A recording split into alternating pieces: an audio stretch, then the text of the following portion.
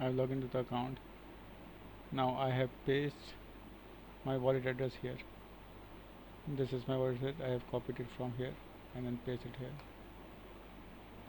Ask to pay, send us account. No.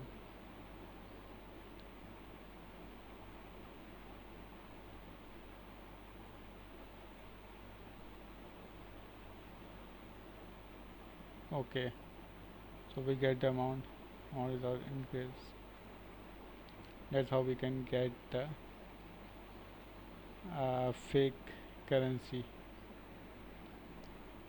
Now let's move on. These are other two websites. Excuse me. Now let's run it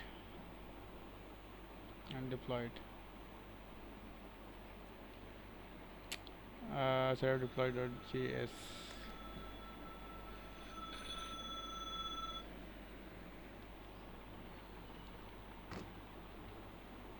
Copy.